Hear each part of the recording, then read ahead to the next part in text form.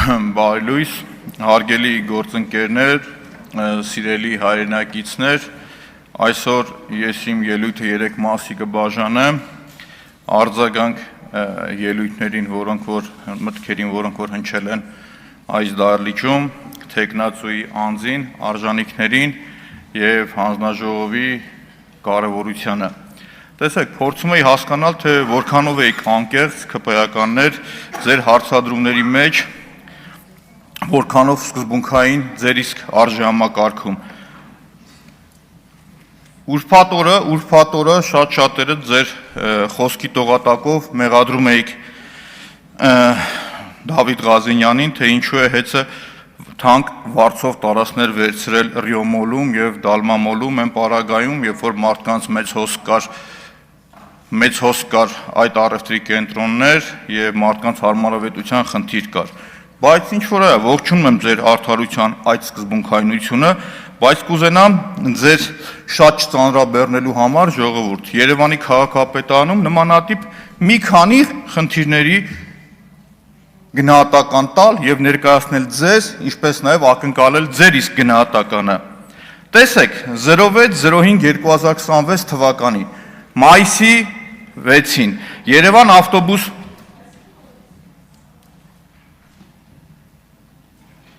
Եթե խանգարում եմ, չշարունակեմ ես, ժողովուրդ։ Երևան ավտոբուս ՓԲ-ի կողմից անցկացված ԵԱ-ՄԱԱՊԾԲ 26-25 ծածկագրով մեկ անձից գնման ընթացակարգով ձեռքաբերվում դիզ վառելիք։ 1 լիտրի արժեքը 545 դրամ։ Այդ ոչինչ էլ որ մի անձից են ասը, կասեք միգուցե էժան են առել, բայց ամենահետաքրքիրն այն է, որ հենց այդ նույն ժամանակ լցակայաններում մանրածախի արժեքը եղել է 510 դրամ մաքսիմումը, Ranoil, Flash, CPS եւ մնացած լցակայաններում։ Ակնհայտ է, չէ՞ որ մեծածախի գինն ավելի էժան պետք է լիներ, ժողովուրդ։ Բայց չգիտես ինչի քաղաքապետարանը որոշում է, որ ինքը պետք է առնի 545 դրամով։ Լետի հետ, ժողովուրդ, ամենաահավորը, քաղաքապետարանի նամակ եմ գրում, ասում եմ, այս ինչ պատմություն է, քաղաքապետարանը ինձ պատասխան է գրում, ասում է, գիտես ինչ կա, ընկերությունները որ կան, առաջարկել են, որ ավելի էժան էլ կարող են տալ, բայց ինքը որոշել է, որ թանկով պետք է առնի, ժողովուրդ։ Դրա գնահատականը մի հատ փորձեք տալ։ Այդ ո՞նց է ստացվում, ժողովուրդ։ Եթե չկարողանաք գտնել, հատիկ առ հատիկ բոլորը կհանեմ, ի ցույց կդնեմ։ Գնման օրով, վայրով, ժամով։ Ոնց է լինում, որ շուկայում այդ նույն բանը մանրածախը ծախում են 510 դրամով, դուք մեծածախը առնում եք 545 դրամով։ Էս ինչ ուժեղ առևտուր անող եք դուք։ Ու մեղադրում են պարոն Ղազենյանին, չգիտեմ ինչի մեջ։ Բայց հաջորդը ձեզ ասեմ, այն յութոնգ տրոլեյբուսները հիշում եք, որ լավ գովազդեցիք բանի ժամանակ, քարոզարշավի ժամանակ։ Առաջի պարտիա յութոնգը, երբ որ առնում եք 135 միլիոնով, քաղաքապետարին ամենավերջի խոսքերն ասել են, որ ժողովուրդ մտեք ինտերնետով նայեք, թանկ եք առել, ինչ եք անում, $100,000 թանկ եք առել, մյուս գնմանը հետևելու եմ, նայում ես ձեռք բերում, տրանսպորտ մյուսը, դրանից հետո հաջորդ գնումը լինում է 96 միլիոնով, մի անգամից 40 միլիոն պակասում է, ժողովուրդ, 15 ավտոբուսի մեջ մոտարապես $1.5 միլիոն, բայց ամենաթարմը, շաբաթ օրը Ազատություն ռադիոկայանը հրապարակեց մի տեսանյութ, պոլիկլինիկաները, որոնք որ ուղիղ Երևանի քաղաքապետարանի կուրացիայի տակ են եւ 20-ից ավել բժշկական կենտրոններ կա։ Ուրեմն 540,000 դրամով ինչ որ տնտեսվարող ասում է վարձով տվեք ինձ դեղատան համար։ Բայց քաղաքապետարանը ու քաղաքապետարանի պաշտոնյան ասում է, չէ, ես նպատակը հարմար եմ գտնում 300,000 դրամով մեկ այլ տնտեսվարողի տալ։ Ստեղ ճիշտ ասած գայթակղություն կա, որ Նիկոլ Փաշինյանի ընդդիմադիր եղած ժամանակ պատգամավորական խոսույթով անդրադառնամ։ Բայց դա մի հատ կճշտենք, այդ մեր բացատրական բառարանի մեջ կիրառելի է այդ խոսույթը, թե չէ։ Եթե հա, այդ խոսույթով կպատասխանեմ այս պաշտոնյային։ Հիմի ժողովուրդ, ուզում եմ ձեզ այդ սկզբունքայնությունն ու արդարամտության գնահատականը հասկանալ։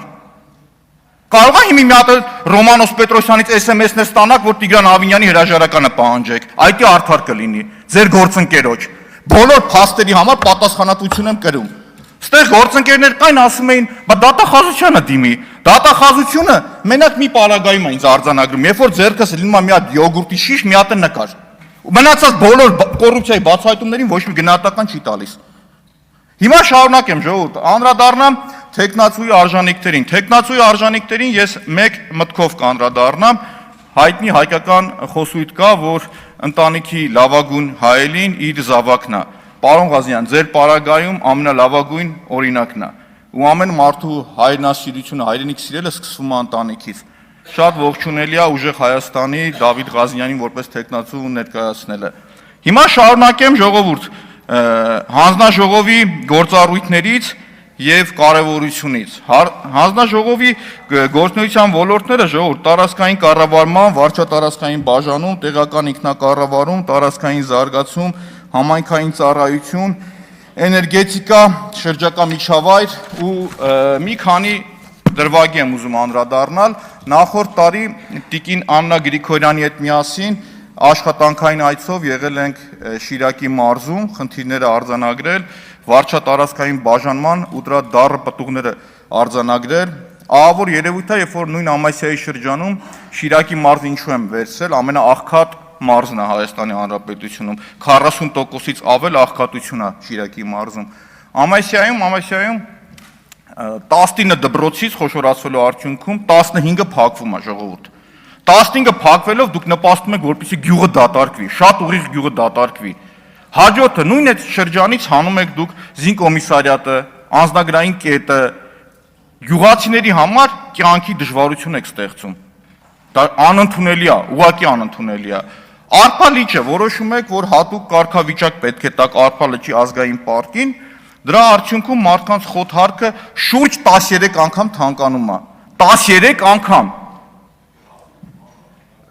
Ուրեմն, պարոն Սիմիջան, պատասխանեմ ձեր հարցին ու հիմնավորեմ, դուք կարող եք դրանից հետո ոնց որ հիմա առաջարկում են, որ հատուկ կարգավիճակ ունի, գյուղացիները ընդամենը 1 ամիս գործ ունեն այնտեղ, իրանց խոտը քաղել, 1 ամսվա պայմանագիր կնքել է գյուղացին այդ բեռը չզգար իր վրա։ Այսինքն ստեղ պետք է ճկուն օրենսդրական լուծում։ Այստեղ պետք է որպեսզի եւ կառավարությունը եւ օրենսդիրը շատ ճկուն գործեր։ Ես չեմ ասում ինչի համար ազգային պարկի կարգավիճակ ստացել։ Ես ասում եմ դու պիտի գյուղացու կյանքը ավելի հարմարա։ Այդ շրջանը հայտնի է իր անապահությամբ, բայց շարունակեմ արագ խոսեմ։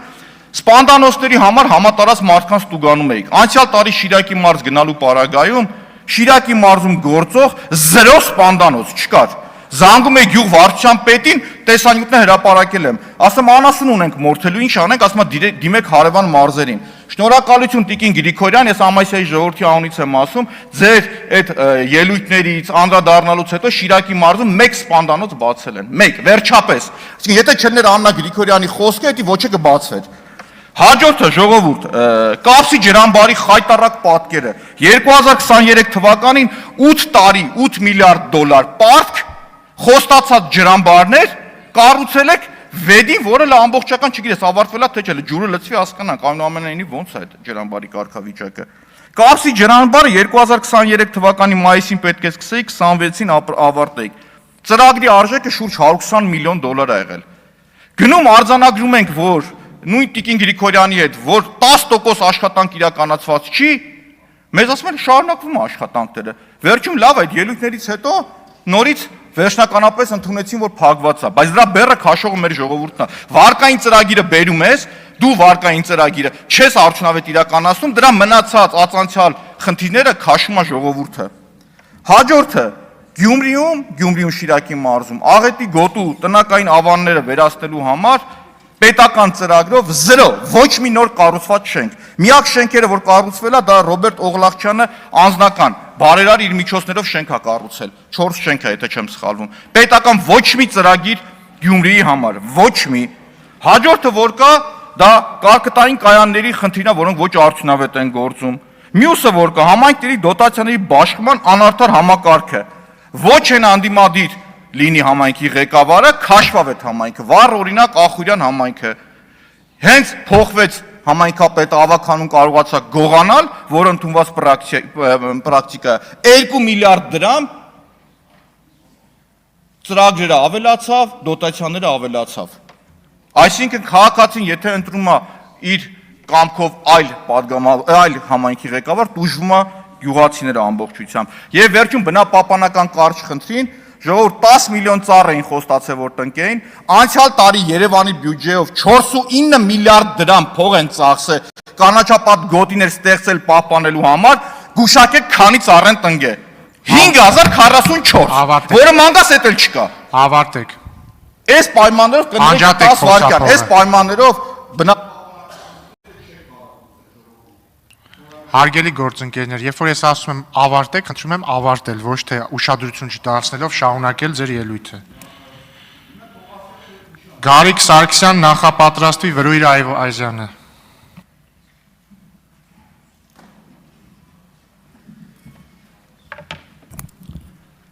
Ազգային ժողովի մեծարգո նախագահ, հարգելի գործընկերներ, սիրելի ժողովուրդ,